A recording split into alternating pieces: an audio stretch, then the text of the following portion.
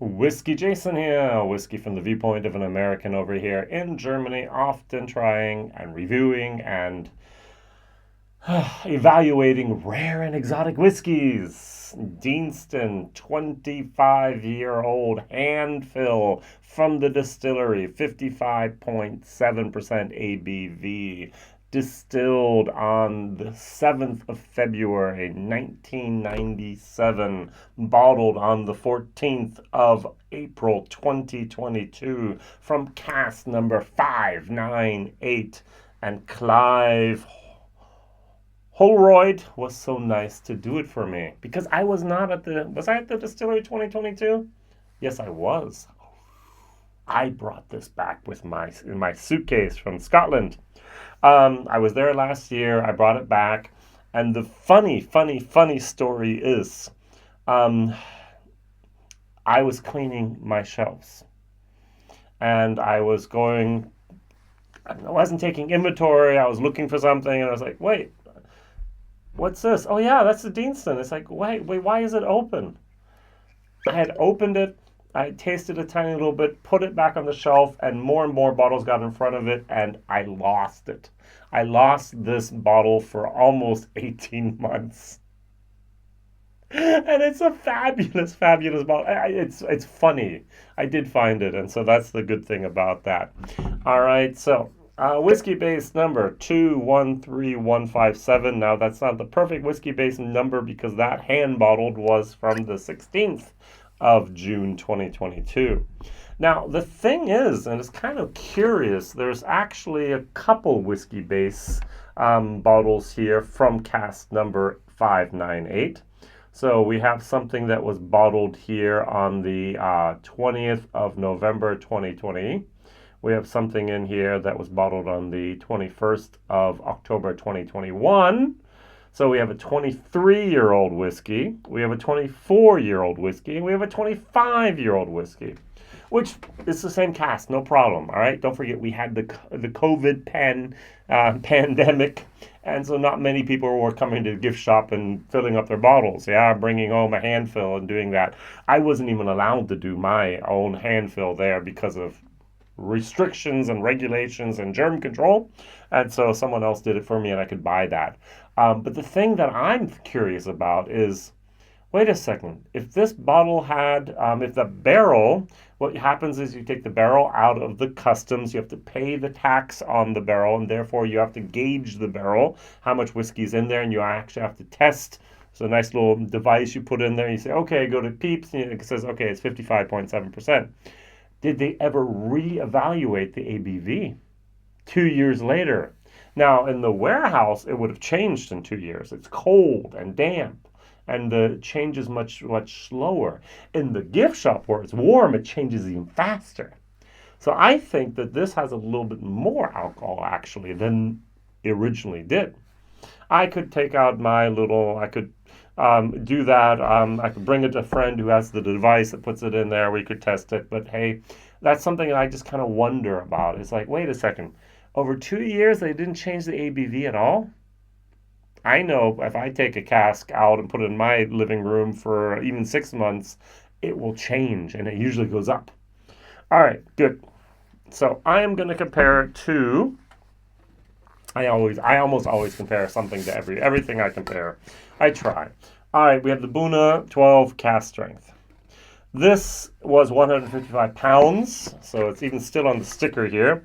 And the 155 pounds, if you turn it into euros at the moment, it still has the UK sticker on that, it'd be about 179. And I just went for 189 is what I shared it for. But just so you know what it's talking about here, let's go for 180 euros. I can get this for 90. All right, this is a 25-year-old whiskey, which makes it very special, very unique. This is only 12 years old, but the Buna 12 2022 is one of my, if not my favorite whiskey in the last year or two. I thoroughly enjoy this. Now, if you have the wonderful book that I recommend everyone should have, if you don't have it, why not? It's the Malt Whiskey Yearbook, 2024 in this case. And I go to Deanston, and it says the following. So this is one of the greatest sources of information out there. So, Deanston, together with Bunnahabhain and Tobermory, have been used to ownership changes over the last 3 to 4 decades. So, the latest, first announced in 2021 was when the Dutch brewer Heineken took over the reins. So, this used to be the Distill Group. And if you know anything about Billy Walker, for example, that's where he actually started. Was one of his, well, he started at the Institute for Whiskey. Then he went to Distill, if I remember his CV, his resume correctly. All right, so Heineken placed a bid on Distill, owner of the 3 Scottish distilleries, with the aim, as it later turned out, to take control of a large part of the South African and Namibian beer and cider market. The spirit side of the business was never their focus. Ta-da!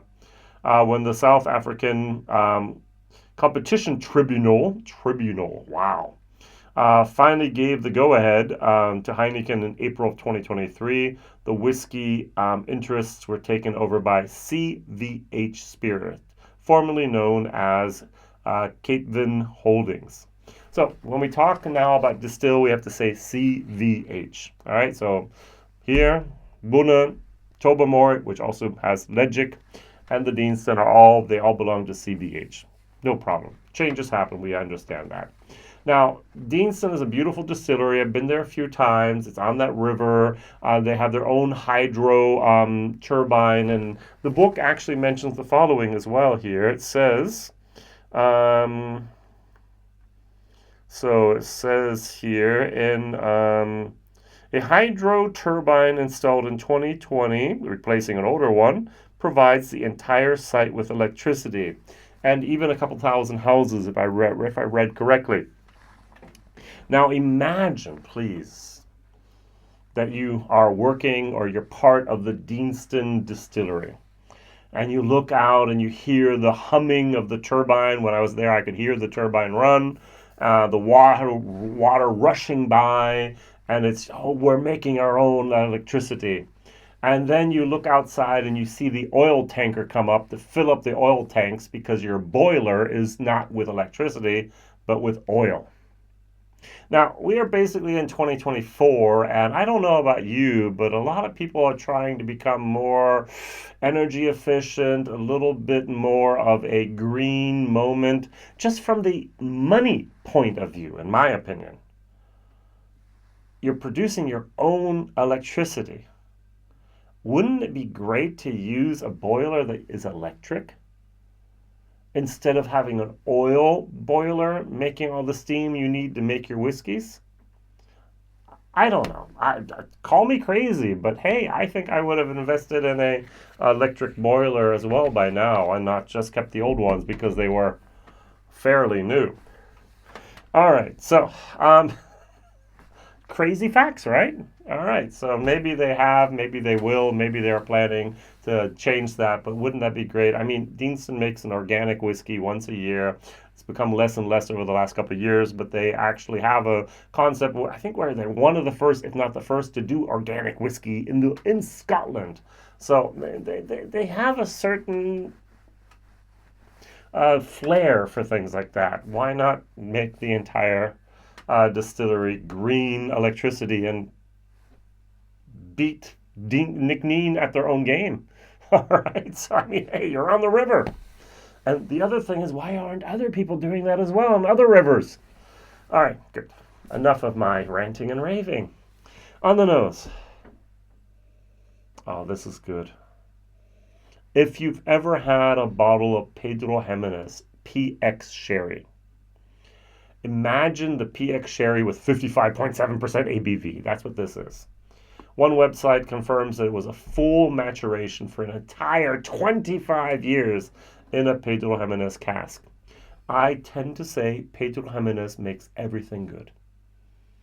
It's just like the dumb Americans. I'm an American. They put ketchup on anything. All right, their steaks, everything, they put ketchup on it. It makes it good. Deanston or any other product in the world, if you put it in PX, it will get better. It might be not perfect, but it makes it good. And that's what we have here. We have a perfect Pedro Ximénez flavor profile. Wonderful. If I go over to the Bunna 12, it's different. It's darker. It's more complex. It's more European oak. This is really good. Um, oh, by the way, Jason wants to know more information. Was the cask number 598 Pedro Ximénez Sherry Butt, was it American oak? Was it Spanish oak? Actually, this morning I re-gauged, so I refilled a cask at a distillery. I bought a 200 liters of 3-year-old spirit from a German distillery, put it in a cask I'd used for a different bottling I had, and I asked the master distiller there, hey, that wine cask, is it American oak or is it European oak? And he said, Jason, I really don't know. Let's take a look. And he looked and he was like, okay, wait, the staves are a little bit thicker. Oh, look at the bevel here. That's very typical for European oak. And he was like, okay, if I were to put money on this, I'd say there's like a 70% chance that it is European oak. Thank you. 70%. And this is a guy who's been working in the industry for 25 years. So after tasting it, he could say, oh, I could probably do that easier. But yeah.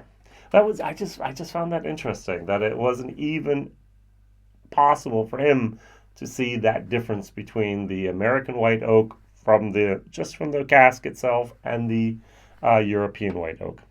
All right, let's try these. Cheers.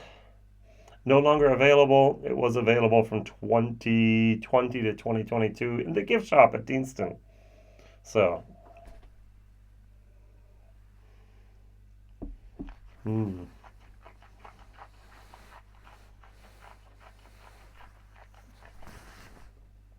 That is a good whiskey. Wow. Oh, yeah.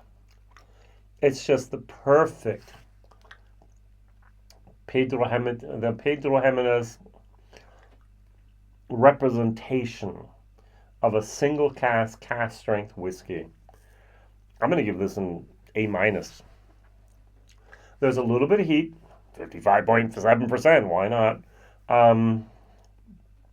But this is absolutely phenomenal.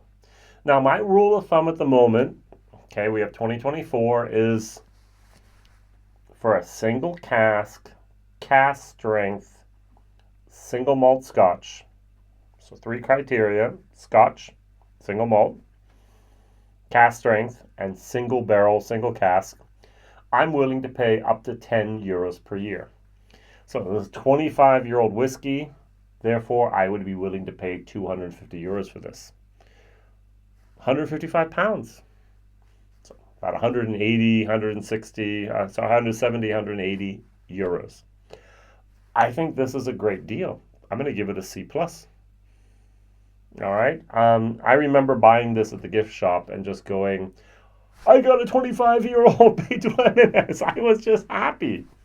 And I think I remember actually we went back to our hotel. We drove on over to Campbelltown. I opened it up there. I nipped it a tiny little bit and then put it back in the suitcase and so on. And this was something I was really looking forward to. And there were so many other things we bought and so many other things that we did and so many other things happened after that. It just went further and further and further back on the shelf. And then I rediscovered it, and oh, I'm happy. So, 2 questions of the day. First question, can you name a single cask strength Scotch whiskey that is 25 years age or older at a better price? I can't. I might have forgot. I might have just ignored it. I might have just... Nope. Wow, that's a great price. And the second thing, if you've ever had this problem, I've had this problem. I've ordered whiskeys from Scotland. And after Brexit, things got complicated. And I know that when I order whiskey directly from the distillery in Wolfburn, they do the entire customs processing for me. I know when I order a whiskey from Springbank, it was up until now, I think 2024 they're going to change this a little bit as well. I bought a bottle, I think it was 80 pounds, and it turned into 160 euros due to exchange rate, due to the processing fees, due to the customs, due to the VAT. It was just like, wow, almost double the price. Yeah, and that really, really, really made me sad there.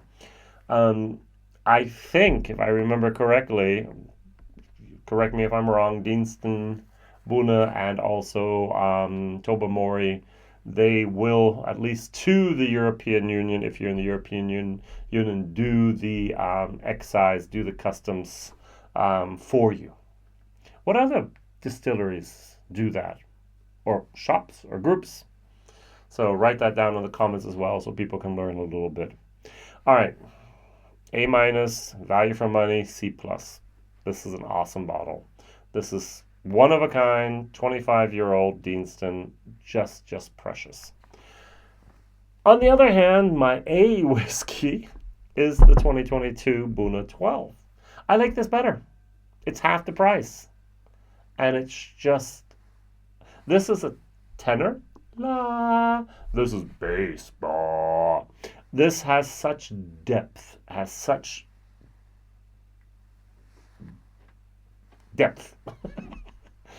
that it's just amazing. Mm, mm. Love it more. European oak, the chocolate, everything in here. Pedro Ximénez, Pedro Ximénez, Pedro Ximénez. Both of these whiskeys are just out of this world whiskeys. I hope you have the chance to try something like that. Thank you very much for watching, liking, subscribing, telling others. WhiskyJason here over in Europe. And I get to try things you might not ever see. Rare and exotic. See you soon. Bye-bye.